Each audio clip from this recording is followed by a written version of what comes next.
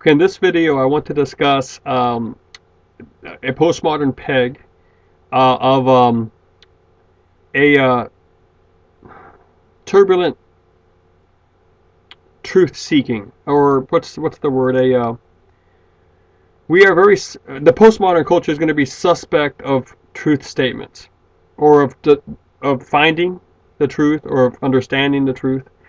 Yet they will sense in them a need to do this initially. Okay, so we do seem to be hardwired to desire to know the truth, and it takes a sustained progression of traumatic experiences to eventually get us to the point where we say we don't care about the truth and we don't want the truth. We initially seem to try to find it. Okay, now the word truth I'm using here to mean well, and the surface. And of course, we can discuss this for quite a long time, but just to make what I'm going to say for the rest of the video make sense, I need to give you a working definition, and I need you to work with it, or to accept it, so that you can see the rest of the stuff I'm saying, and then at the end of it all say, well, maybe I agree, or maybe I don't. Maybe it's more complicated than that, or maybe not. There is a notion that, well, I view truth as being a property of propositions. And if a proposition, a subject and a predicate, in its semantic content, actually correctly portrays the state of affairs, reality, corresponds to reality, then it's going to be a true statement. Okay, now, I know that given one of my earlier videos on representation,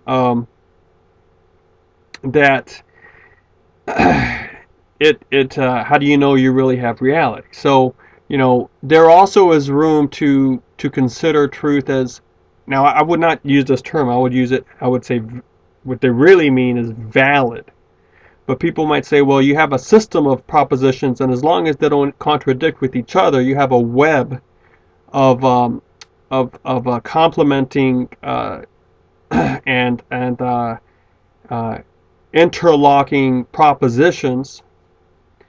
And as long as you don't have any internal contradictions there, I'm going to say it's valid. People will sometimes say, well, it's truth because it coheres with each other. So there's a cohesion theory of truth, but I think that word is really mistaken for the word valid, validity. But anyway, so I take truth as being a proposition of a statement that corresponds to reality. And I'll leave the debate about what is reality to at another time. Now, there's another issue about truth. Okay, the thing about truth is that there's two things. First, you have the sense. All right, truth. You're given this initial sense that truth is something that is outside you. You can discover it and you can align yourself to it, but it's not of your own making.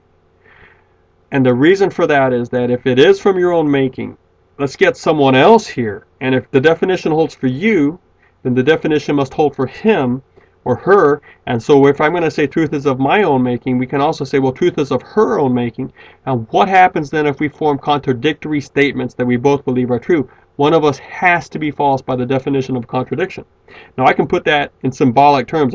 We can do formal logic with that, and one of the founding rules is the rule of contradiction. So if you want to argue with me on that level, you may as well argue 2 + 2 is 5 in terms of traditional arithmetic rules. So that's that whole idea of truth as something that you make is a superficial idea that is a solipsistic in a very negative sense, and it ignores the possibility of some other person coming up with a contradictory statement that, because he made it, is also true for him. But then you don't really have truth. Okay. What should be true for you should be true for everyone else, because we rely on that when we, for example, work science. The idea of conditions that apply to all, okay, or when we work mathematics. 4 + 4 + 4 is 12, whether you're African or Japanese or Eskimo or Inuit or Native American or Caucasian or whatever. Okay, so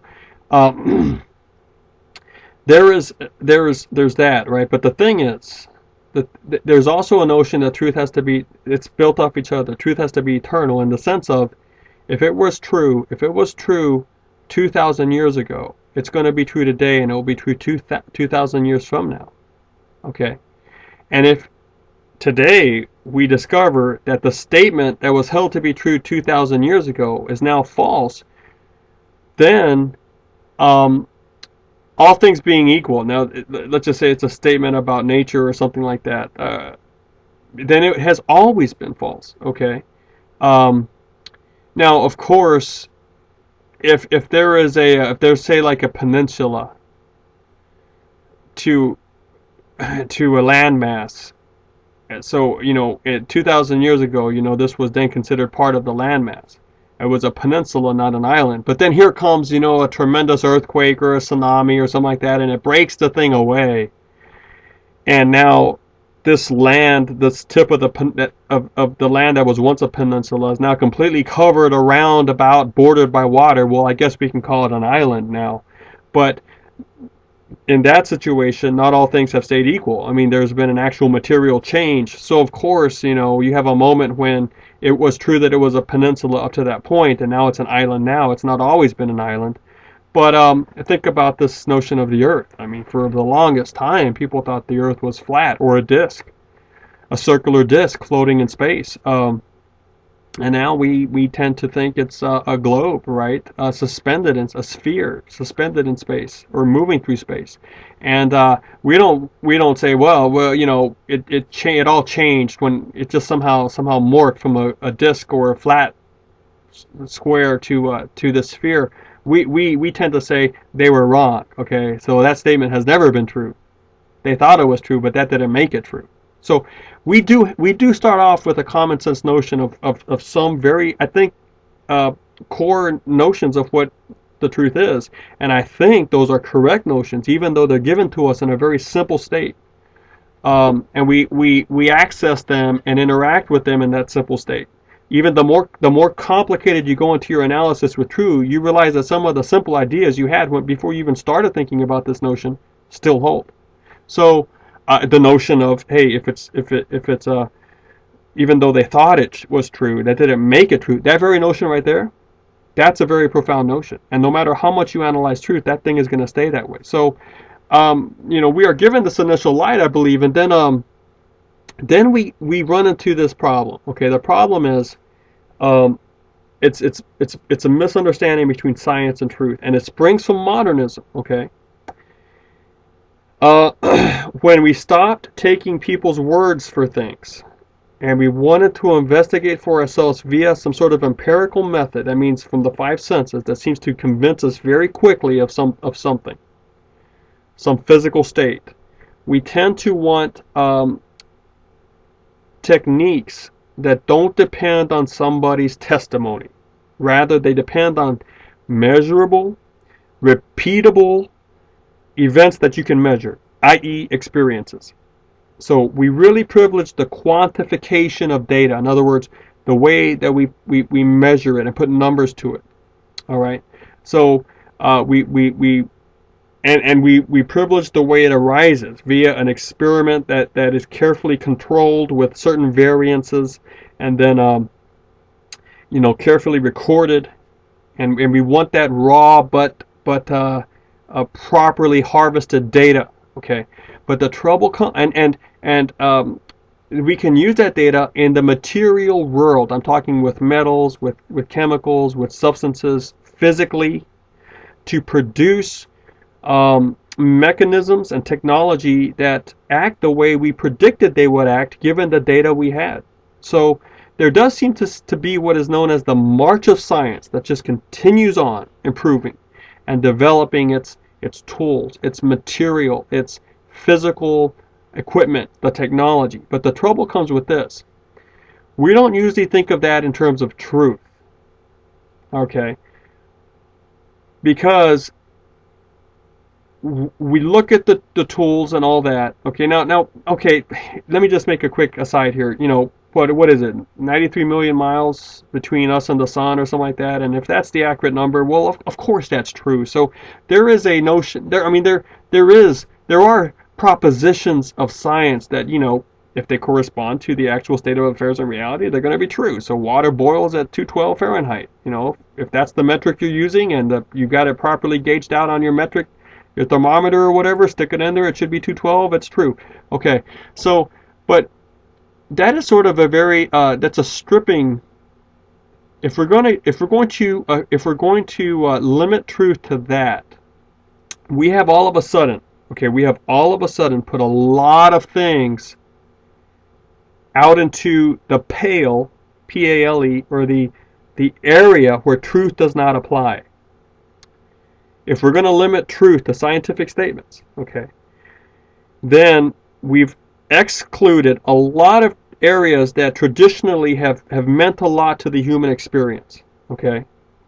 Relationships, religion, philosophy, politics, so many things. And if the essential criterion of that which is true is the repeatable experiment with empirical data, how in the world then are we ever going to figure out what's true out here? Okay. Now the modernism has highly privileged the scientific data, but it has been only a few people in the modernist movement that said that was all that could be true. Unfortunately, those few people had very loud voices and were publicized much and followed and convinced much. So the postmodernist that's not going to be really up to an in-depth years of thinking about this with the proper terminology and the proper training of philosophical analysis, they might just sort of sense, okay, that, man, truth is just like it's a very limited thing that you can find in science by experiments and by that sort of thing, and you can repeat it over again, and if it keeps on getting the same result, then the proposition that describes the experiment is true. But I don't know where you're going to get truth from anywhere else, because too many people are lying, and it's so easy to put up versions of yourself that hide the kernel of yourself, that acting space, that stretch, the remove that allows the dichotomy to happen between appearance versus reality and anything and any personal activity, that we're stuck with, well, who do we trust? How do we know what truth is? Okay. And what we might end up eventually doing is saying, well, maybe we don't even need to worry about it because we can't find it. If the sine qua non, or the essential characteristic of truth, is that it is produced by the empiric experiment that can be quantified or measured and repeated and controlled, then how in the world are we ever going to find truth in a personal relationship? Because I'm not going to be able to do any of these, controlled, repeated experiments with my children, or with you, or with me, or with. And what about religion? What about these sayings that I get from books, or from priests, or from leaders? Or what about politics? How do we know that democracy is the best, or that communism is the best? We can't do experiments on this. I mean, what? So some of these, many of the presuppositions that allowed for a harmonious and full life, free from a lot of the angst that we now experience, were undercut when people started limiting truth to science. But that was a natural response, because the idea is, where in the world do you find truth if you can't trust someone else's testimony? If ultimately other people become unreliable witnesses about anything, potentially unreliable witnesses, how do you actually trust them? And why should you trust them? And how can you ever eliminate the possibility that you are, in essence, being lied to by someone for some sort of gain? So truth becomes a very, very troubled notion for the postmodern, because he is or she's very used to this acting space. And what eventually I think might happen is that people just give up on it. And when you give up on it, you settle back on some very common and sort of unmistakable activities, If you can't find the truth, well, why don't you just maybe avoid pain or something like that for the life that you have? Hey, you don't even know if there's an afterlife. That's what the postmodern may be thinking. So why worry about it? I mean, you know that you have the now. You know that you have the now right now. So why you know, why fret? Why don't you just learn how to enjoy the moment? Now, if you think about it, our readings say that that's what Homer Simpson was doing. Okay, and many times the moment devolves into satisfying physical urges of the body. Okay, so you know, Homer Simpson would represent that. I'm thinking particularly of Brian Ott's work. That's the trouble notion of truth. And it ties into irony, and it ties into the representations of the self, the plural, and the replications of the self, and the simulacra that the acting space allows to arise.